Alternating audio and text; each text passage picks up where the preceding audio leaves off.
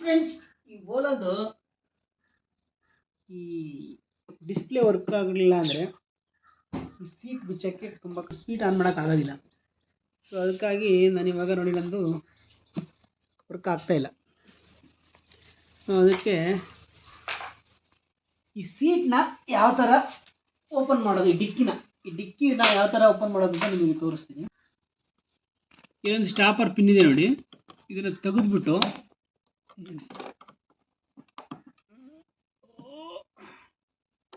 ಇದನ್ನು ತೆಗೆದುಬಿಟ್ರೆ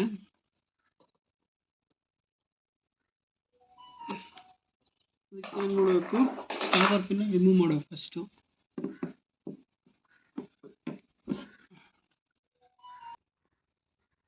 ಕಟಿಂಗ್ ಪ್ಲೇಯರ್ಗೆ ಒಳಗಡೆ ಹಿಂಗೆ ಹಾಕೋಕ್ಕಾಗ್ತಿಲ್ಲ, ಅದಕ್ಕೆ ದಾರ ಹಾಕ್ಬಿಟ್ಟಿದ್ದೀನಿ ನೋಡಿ. ದಾರ ಹಾಕಿ ಎಳೆಯುವ ಬಂತು ನೋಡಿ. ಅದು ಇಲ್ಲಿ ಈ ಕಟಿಂಗ್ ಪ್ಲೇಯರ್ ಹಾಕೋಕೆ ಆಗ್ತಾ ಇರಲಿಲ್ಲ, ಇಲ್ಲಿ ಜಾಗ ಇರಲಿಲ್ಲ. ಸೊ ಅದಕ್ಕೆ ಈ ದಾರ ಹಾಕಿ ಎಳೆದ್ಬಿಟ್ಟಿದ್ದೀನಿ. ಸೊ ಬಂತೀಗ ಇಲ್ಲಿರೋ ಈ ಪಿನ್ನನ್ನು ರಿಮೂವ್ ಮಾಡ್ಬೇಕೀಗ. ಅದನ್ನು ಏನು ಮಾಡಬೇಕು ಅಂದರೆ, ಈಗ ಈ ಥರ ಒಂದು ಇಟ್ಬಿಟ್ಟು ಹಿಂಗೆ ಒಡಿಯೋಣ.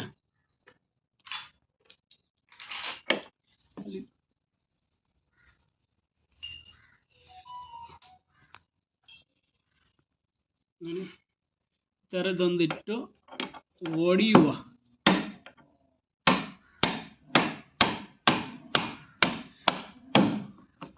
ನೋಡಿ ಆ ಕಡೆ ನೋಡಿ, ಈ ಕಡೆ ಒಂದಿದೆ, ಹಿಂಗೆ ಎಳೆದು ಬಿಟ್ರೆ ಬಂತು. ಈಗ ಇದು ಓಪನ್ ಆಯಿತು ಡಿಕ್ಕಿ. ನಿಮ್ಮದ್ರಲ್ಲಿ ಇದರಲ್ಲಿ ಏನಾದರೂ ನಿಮಗೆ ಬೇಕಾಗಿರೋ ಸಾಮಾನುಗಳಲ್ಲಿ ಲಾಕ್ ಆಗಿದ್ದರೆ ತಗೋಬೋದು. ಸೊ ನನಗೀಗ ಏನು ಪ್ರಾಬ್ಲಮ್ ಅಂದರೆ, ಇದರಲ್ಲಿ ಸರಿ ಇದು ಬೇರೆ ವರ್ಕ್ ಆಗ್ತಾಯಿಲ್ವಾ, ಹಾಗಾಗಿ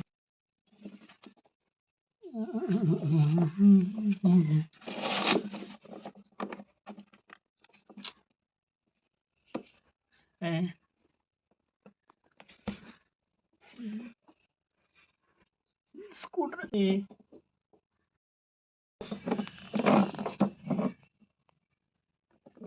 ಬಿಚ್ಚಬೇಕು.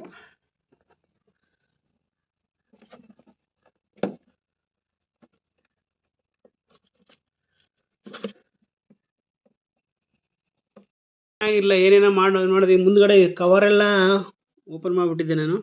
ಆದರೆ ಇಲ್ಲಿರೋ ಪ್ರಾಬ್ಲಮ್ ಏನಪ್ಪ ಅಂದರೆ ನೋಡಿ, ತೆಗೆದು ಹಾಕಿದೆ ಇದನ್ನು.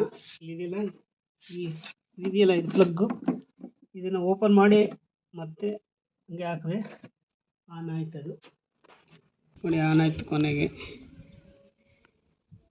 69% ಅಷ್ಟೇ ಚಾರ್ಜ್ ಆಗಿರೋದು. ಕರೆಂಟ್ ಹಾಕ್ತೀನಿ, ಚಾರ್ಜಿಂಗ್ ಹಾಕ್ತೀನಿ.